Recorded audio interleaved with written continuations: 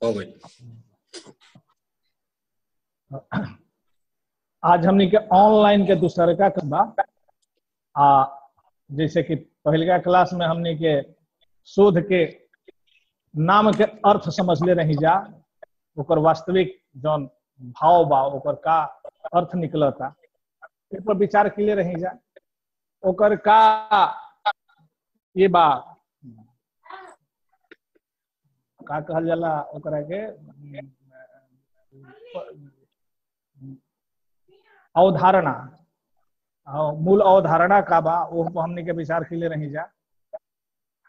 हाँ, परिकल्पना जैसे ही चालू करनी जा तो हमने के कनेक्शन समाप्त हो गए। तो आज फिर हमने जो अगला चरण बा शोध के परिकल्पना, ओकरा पर हमने के विचार करी जा,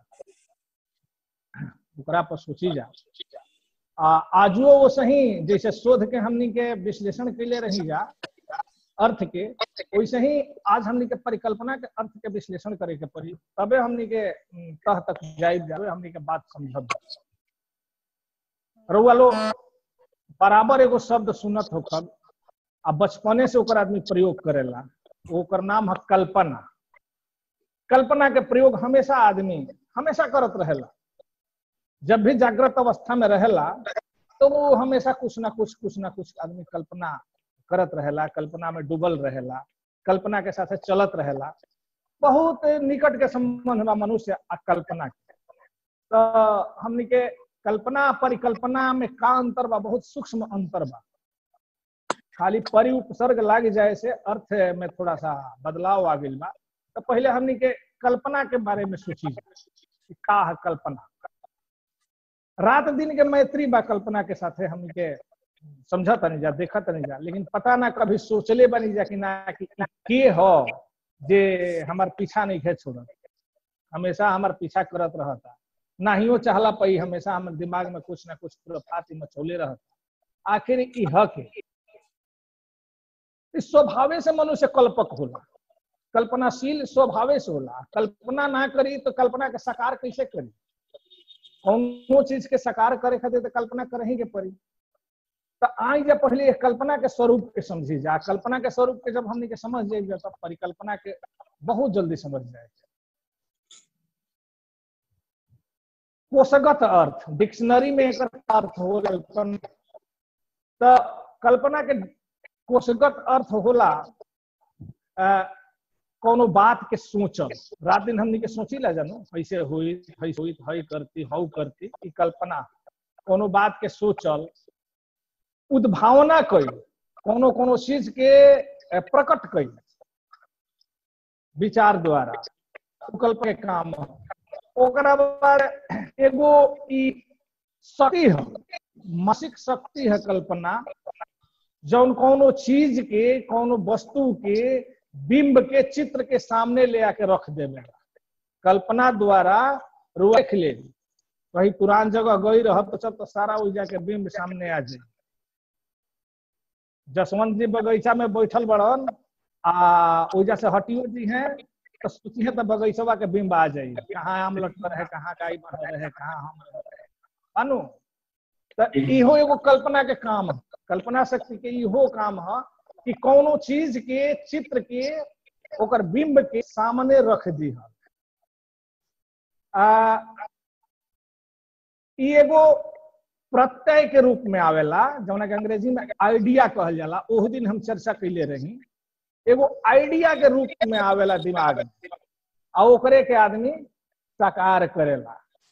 हमनी के हिंदी साहित्य में पढ़ले बनी जा, निराला के कविता राम की शक्ति पूजा, उनमें जामवंत उनका को सिखावत तरन कि रावण नइखे मारत तारा से, रावण देखा तारा की शक्ति जौन बिया उ रावण के गोद में ले ले रहती है, मय बाण विस्फल हो जाता।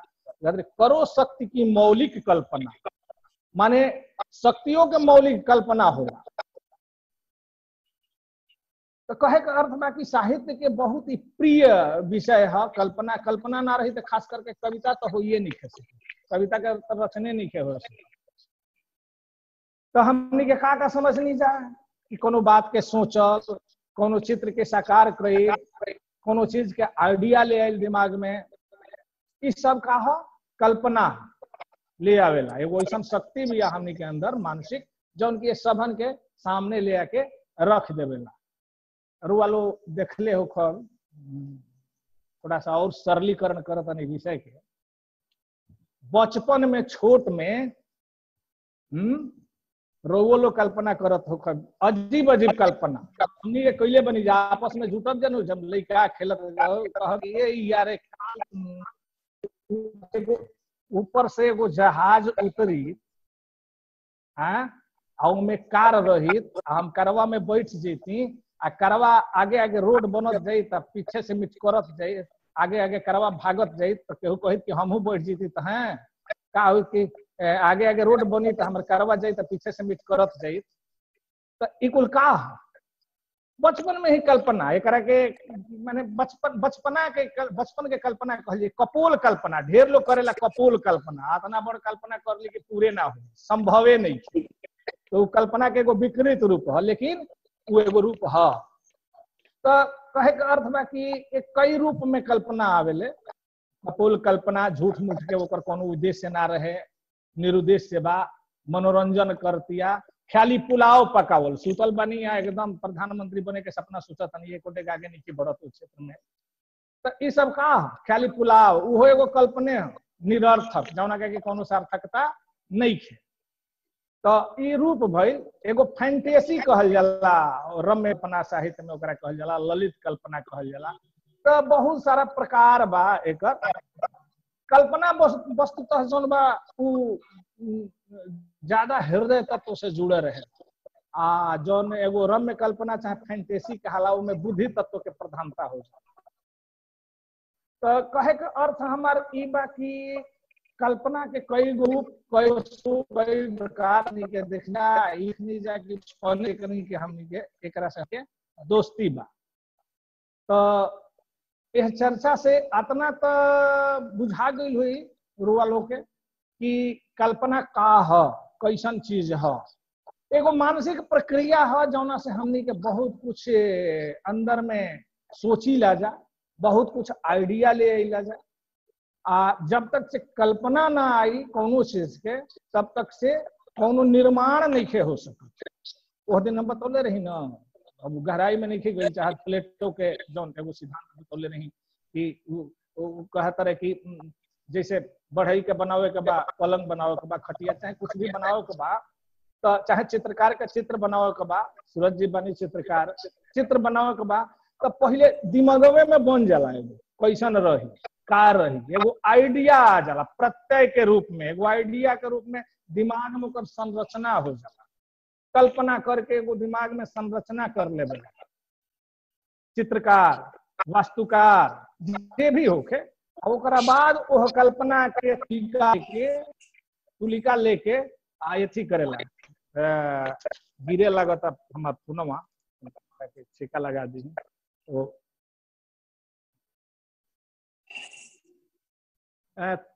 तुलिका लेके ओकरा के और जौन आइडिया आइल बा ओकरा के ऊपर उतारेला।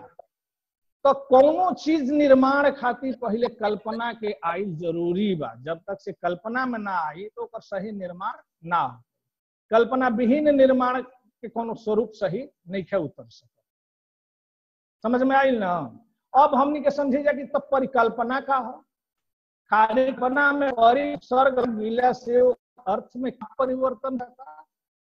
तो उपसर्ग के रुआ जाना था कब साहित्य में, ऊपर एगो काम इहो है कि आके अर्थ में गंभीरता पैदा कर देवेला, अर्थ बदलियो देवेला। तो ये अर्थ के थोड़ा सा गंभीर बना देता। एकरा के एकर जौन कोषगत अर्थ बा उ लगभग कल्पना से मिलत जुलत बा, लेकिन थोड़ा सा तथ्य में अंतर हो जाता।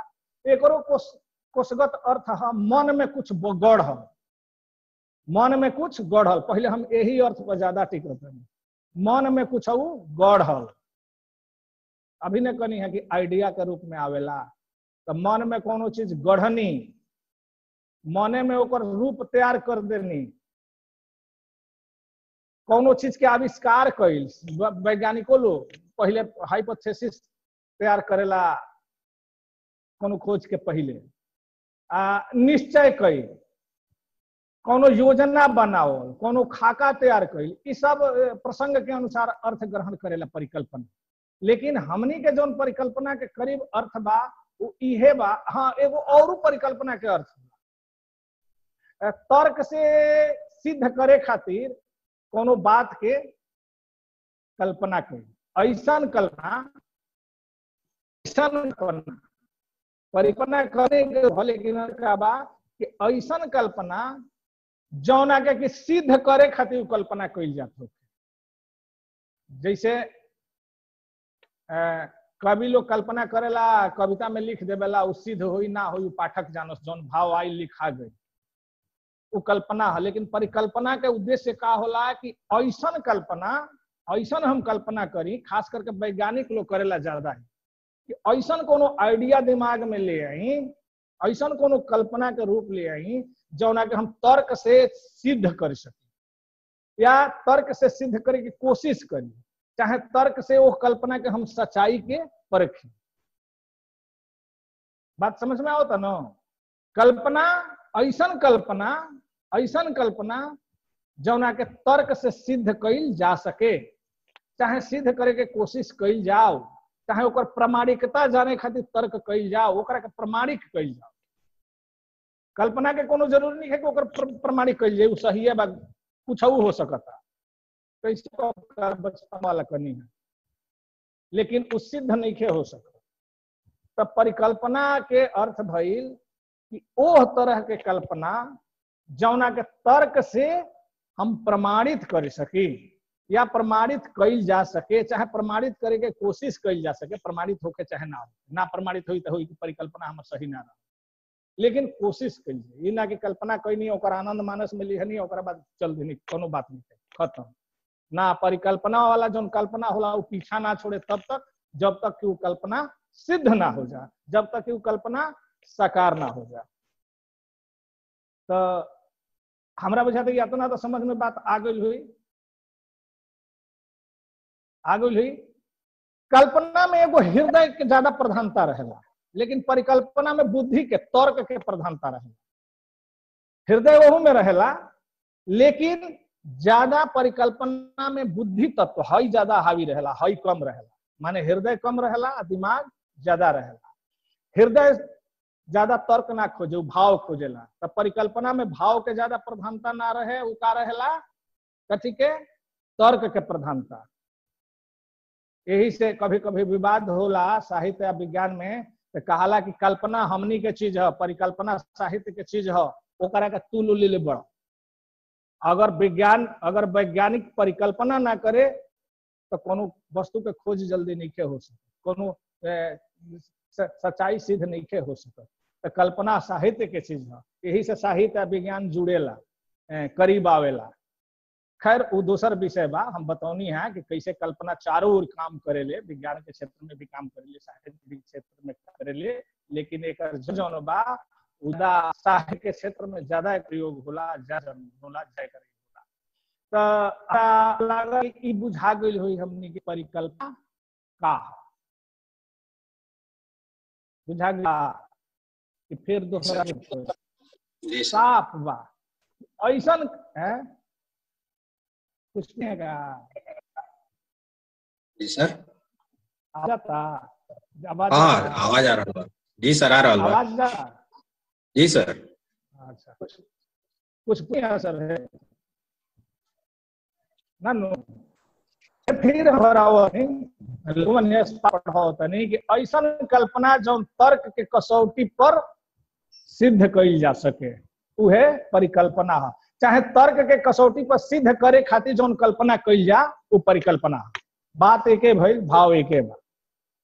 तर्क के कसौटी पर सिद्ध करे खातिर जो कल्पना कइल जा ओकरे परिकल्पना कहल जा।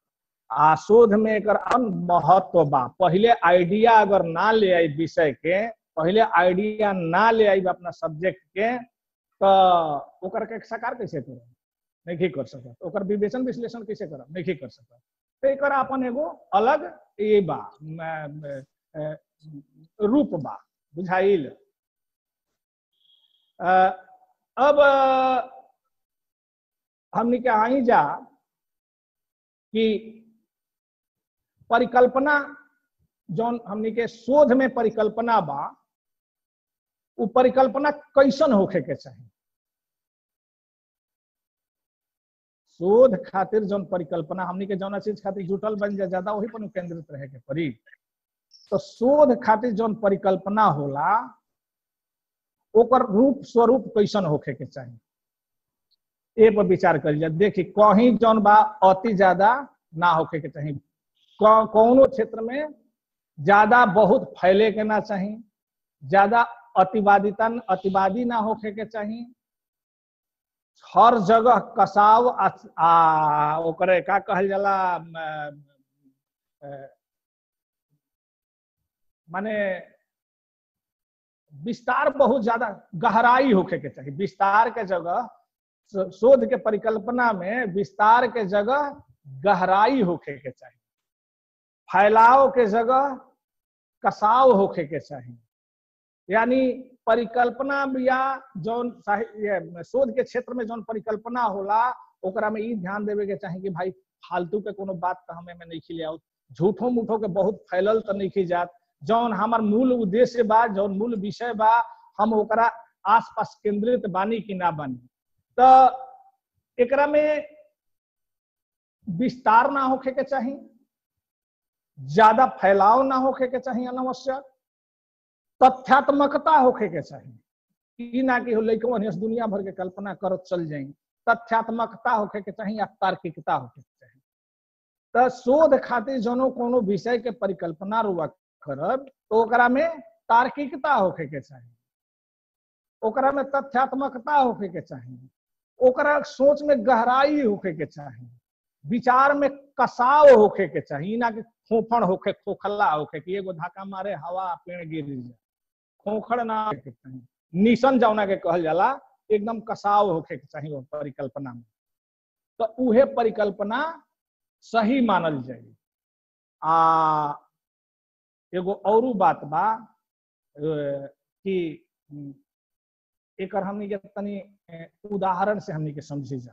कालो उदाहरण देत रही, अभी याद आइल है तो ओकरा के दोहरा देवे के चाहिए। जैसे ई देवे के से ये हम कहल चाहत रहनी है कि जैसे मान ली कि रुआ साहित्य पढ़त तनी चाहे केहू से बतियावत तनी, जैसे काले हम 5-6 गो शब्द रुआ पास छोड़ले रही, का एकर माने हुई, रुआ लोग शब्द से परिचित बानी कि ना। तो मान ली कि रुआ दिमाग में वो आइडिया जुटे कि ये भाई जो सर शब्द बोलनी है, पौदर चाहे घोरानी चाहे बणेर चाहे घड़मुहा, ई सब धरन लाठा है, ई सब जौन बा। तो ये कैसे अगर रुआ पास आइडिया आवे कि ये शब्द से कैसे परिचित भइल जाई आ कैसे एकर स्वरूप जानल जाई, कैसे एकरा के जियावल जाई, कैसे एकरा के प्रयोग में फिर ले आवल जाई, काहे ये नइखे प्रयोग में होत, कब तक होत रहे, ये सब जब चीज जब ये आइडिया बनाई तब शोध के पहल का स्वरूप खड़ा हुई। रुआ दिमाग में आइडिया आई ये भाई हतना चीज के जानल जरूरी बा, समझल जरूरी बा, तब ओकरा के अब रुआ आगे बढ़ब, प्रक्रिया में आगे बढ़ब कि एकरा खातिर का करे के पड़ी, पुरान लोक साहित्य के अध्ययन करे के पड़ी, का करे के पड़ी, पुरान लोगन से मिले के पड़ी, जौना के का कहल जाला, साक्षात्कार कहल जाला, फील्ड वर्क कहल जाला। ये सब शोध के में कामे आवेला। लोगन के पुराना लोगन से मिले के पड़ी, पुरान गांवन में जा करके पुरान घरन में देखे के पड़ी कि कहीं सब चीज बाँचल बा कि ना बाँचल बा, लोगन से जाने के पड़ी, कहीं चित्रोत्तर ओकर बा कि ना बा। यानी शोध के रुआ बहुत सारा जो सामग्री बा वो एकत्र करे के पड़ी। आगे हमने के एकरा के पढ़े के कि सामग्री संकलन का कहाला, लेकिन रुआ जाए के पड़ी। तो कहे का अर्थ बा कि जब पहले आइडिया आई, आइडिया कैसे आवेला, सही आइडिया कैसे, सही परिकल्पना कैसे होला, हमरा लगा था कि हम जो हुआ था निकारू वालों के बताओ में सही परिकल्पना अभी जो हम बताओनी है, सही परिकल्पना खातिर अध्ययन जरूरी बा, विषय के अध्ययन जरूरी बा, विषय में अभिरुचि जरूरी बा, विषय के ज्ञान जरूरी बा, फील्ड वर्क जरूरी बा, साक्षात्कार जरूरी बा, अतना सब उपादान से जौन शोधार्थी जुड़ी ओकरे परिकल्पना जौन बा सही होई, ओकरे परिकल्पना में कसाव आई, ओकरे परिकल्पना में गहराई आई, ओकरे परिकल्पना में तथ्यात्मकता आई, ओकरे परिकल्पना में सच्चाई आई। माने जमन चीज बा तो अनुभव पर आधारित होके के चाहिए। बात समझ में आई? हम ई कहतनी कि कल्पना आ परिकल्पना में का अंतर बा बतौनी कि कौनो चीज के तथ्यात्मक रूप से परखे खातिर जौन कल्पना कइल जाला उ परिकल्पना ह। ठीक बा, वो परिकल्पना कैसन होखे के चाही, तो वो परिकल्पना में कसाव होखे के चाही, वो परिकल्पना में गहराई होखे के चाही, ज्यादा फैलाव ना होखे के चाही, तथ्यात्मकता होखे के चाही, तार्किकता होखे के चाही। ठीक, लेकिन ये तथ्यात्मकता, ये तार्किकता, ये कसाव, ये गहराई आई कहां से प्रकट हुई? तो एकरा खातिर हुआ पहले विषय के अध्ययन, विशद अध्ययन करे के पड़ी, किताब पढ़े के पड़ी, सोचे के पड़ी, वो किताब से तर्क माने समीक्षात्मक अध्ययन करे के पड़ी, तार्किक ढंग से सोचे के पड़ी, लोगन से साक्षात्कार लेवे के पड़ी, फील्ड में जाके काम करे के पड़ी, तब जाके अनुभव आई, तब जाके अनुभव आई। आ तब जब परिकल्पना करब तब जाकर के सही परिकल्पना कहे। ये परिकल्पना करे के ई कारक है, सब परिकल्पना के ई उपादान बा कि सही परिकल्पना कैसे आई। एगो और बात बा सीधे सीधे कि जौना विद्यार्थी में परिकल्पना शक्ति ना रहे उनकर शोध उतना विश्वसनीय ना हो। जेकरा में परिकल्पना शक्ति जेकर जतने मजबूत रही ओकर शोध उतने विश्वसनीय आ सार्थक हो।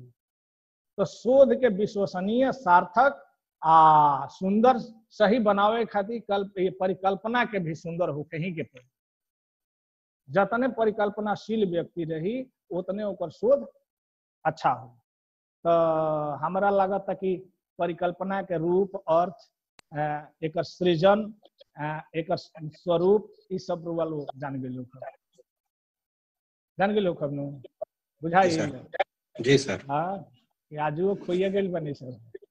हैं म्यूट कर देले बनी सर। वो दिन हैं म्यूट कर देले बनी। हैं म्यूट करके रुआ के सुनत रही है सर। अच्छा, म्यूट करके सुनत नहीं। तो अब आगे का हमनी के रहत महत्व आ उद्देश्य। बहुत जौन चीज बानू वो बहुत अंतर ना खा। महत्व आ उद्देश्य में बहुत सारा जौन बा लगभग एक ही तरीका के पावल जाला। फिर भी थोड़ा सा हल्का फुल्का अंतर कई के हमनी के थोड़ा सा जान सकत नहीं जा। तो अब महत्व में का बा, पहल का चीज शोध के जीवन में का महत्व बढ़ुए, शोधार्थी के जीवन में शोध के का महत्व बा। बहुत सामान्य चीज बा। पहल का चीज बा तो ज्ञान बढ़ावल, ज्ञान में वृद्धि। जैसे ही शोध में खोज में भीड़र तो ज्ञान में वृद्धि हो कहीं के बाद। अच्छा, ये वालों बताएं कि 2 क्लास भइल तो कुछ ज्ञान में वृद्धि भइल कि ना? जी सर। भइल। तो पहिल के खेड़ी पर बुझा गइल कि एकर का महत्व बा। पहिल के पर बुझा गइल, पैसो पान पर बुझा गइल कि ज्ञान में वृद्धि। शोध के पहिल का महत्व ये बा जीवन में ज्ञानी बना दी, ज्ञान बढ़ा दी। वो विषय में ज्ञान तो जरूर बनना ही काम। तो शोध से ज्ञान में वृद्धि होला, विस्तार होला, एगो दृष्टि मिलेला। का दृष्टि मिलेला? समीक्षा का दृष्टि मिलेला। समीक्षा के एगो दृष्टि मिलेला कि कोनो विषय के हम कैसे समीक्षा करब, कैसे ओकर समालोचना करब, कैसे ओकर हम विवेचना करब, एगो दृष्टि मिलेला। इहो महत्व बा कि शोध एगो दृष्टि देवेला। कोनो विषयगत समस्या बा ओकर समाधान होला, समस्या के समाधान करेला। दूसर का एगो महत्व बा कि तार्किक बनावेला, व्यक्ति के तर्क शक्ति के विकास करेला, व्यक्ति के तर्क शक्ति के विकास करेला, परिकल्पना शक्ति के विकास करेला, जिज्ञासु बनावेला,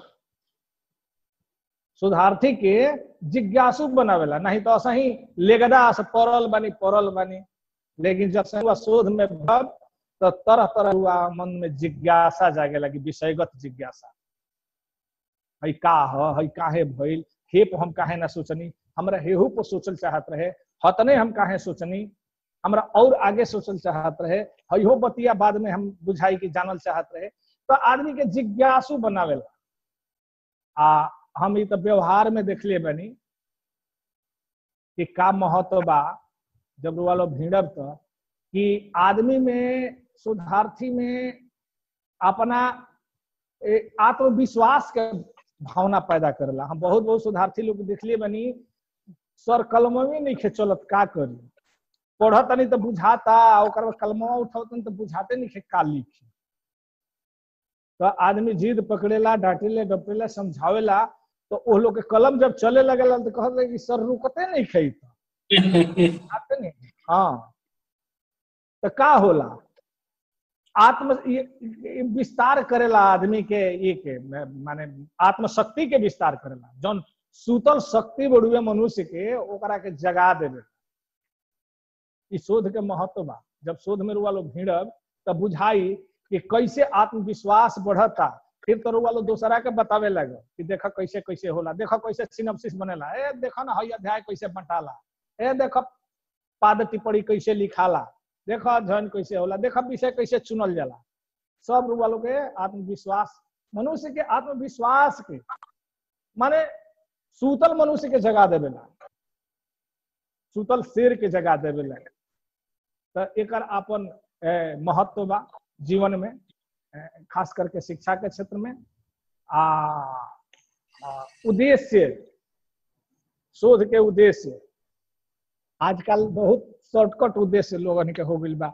ढेर शोधार्थी लोग के पूछम कि काहे खातिर शोध करत रह, कई लोग की ऐसन हो गइल बा आजकल, ओकर रूप विकृत। कई लोग की बड़ा जल्दी लेक्चरर बने में छूट बढ़ुए, जाके डॉक्टर लगावे के। हाँ, ढेर लोग के डॉक्टर लगावे के। तो उद्देश्य पर हम चिंतन करत रहनी है, तो देखनी है कि मूल उद्देश्य से आजकल भटक गइल बा। थोड़ा सा हमनी के मन चर्चा खातिर ओकरा पर चर्चा कर लेवे के, ओकरा चले के नहीं खे, लेकिन चर्चा कर लिया। तो उद्देश्य बा पहिल का कि ज्ञान के क्षेत्र में योगदान। मान ली रुआ भोजपुरी में रुआ लो शोधार्थी बानी 5 जना, तो 5 गो क्षेत्र में रुआ शोध करत, तो रुआ दिहनी वो क्षेत्र में भोजपुरी साहित्य के ज्ञान में अभिवृद्धि कैनी, ज्ञान के क्षेत्र में अभिवृद्धि कैनी। हजारी प्रसाद द्विवेदी जी के शिष्य लोग से सुनले बनी कि वहाँ के जिसे बातचीत करत है, कहत कि भाई हम ज्यादा लइकन के जो सिनॉप्सिस बा वो मीन में ना निकाली, सोचिला कि कुछ तो ज्ञान के क्षेत्र में वृद्धि करी नहीं, कुछ तरी, लेकिन कुछ देवे करी लिही का। तो पहिल का उद्देश्य बा कि ज्ञान के क्षेत्र में वृद्धि कैल, योगदान कैल, लेखन कौशल के विकास कैल। ना कनी हाँ महत्व में कि जेकर कलमवा ना उठे वो अतना लिखे सीख जाला तो दूसरा के सिखावे लगेला। तो लेखन कौशल के विकास होला शोध के उद्देश्य इहो है। हाथ में जबता लगल बा लिखाते नहीं खे, तो लेखन कौशल के विकास करेला शोध। जतने तर्क करब कोनो बात का, जतने है बुद्धि के खपाई ओकरा में, जतना जाम लागल बा मूर्छा बुद्धि के छूटे लगे। जतने खर्च करब बुद्धि के तो एकर जाम टूटे लगी, मूर्छा छूटे लगी, तर और बौद्धिक विकास होखे लगी। एके बे दिमाग खुल जाई। आइंस्टाइन जब लगा रही जब तक एके बे खुल जाई। तो एक उद्देश्य इहो हो बौद्धिक विकास के, शोध करब, किताबन के पढ़ब, तर्क करब, समझब, तर और बौद्धिक विकास हो, चिंतन कौशल के विकास होला। एक उद्देश्य मनुष्य के चिंतनशील बनावेला, सार्थक चिंतन। चिंता चिंतन में अंतर बा। आदमी चिंता से घिरल बा, लेकिन जैसे ही हमें भिड़ब तो चिंता के जगह चिंतन ले ली, तो चिंतन शक्ति के विकास करी, एक उद्देश्य। तो शोध के महत्व उद्देश्य में बहुत माने पतला आवरण बा। कुल मिला करके यह बा कि मनुष्य के बौद्धिक विकास करी, मनुष्य के चिंतनशील बनाई, ओकर लेखन कौशल के विकास करी, ओ ज्ञान के क्षेत्र में अभिवृद्धि करी, मनुष्य के आत्मशक्ति के जगाई। ये सब चीज सब जुड़ल बा एक से। तो हमरा लगता है कि आज के जो हमने के आपसी बातचीत कैनी जा, कुछ विचार विमर्श कैनी जा, कल्पना का ह, परिकल्पना का ह, ललित कल्पना का ह, कपोल कल्पना का ह, ई ह। तो ई करत करत हमने कैनी जा उद्देश्य का बा, महत्व बा। लेकिन आजकल एगो विकृत उद्देश्य हो गई, जौना से बचे के चाहिए। हम देखत कहा तो ज्ञान के क्षेत्र में पूछी न कहा काहे खातिर करत रह, तो कहीं नौकरी मिल जाए जल्दी, पॉइंट बा ओकरा पर ना।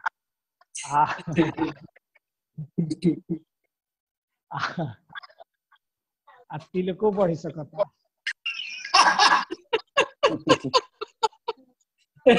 नहीं बढ़ी सकत। एगो मिथ्या रोबो गांठे के समाज में, घर परिवार में, हित नाता में, दोस्त मित्रन में एगो झूठा रोबो गांठे के एगो उद्देश्य हो चला।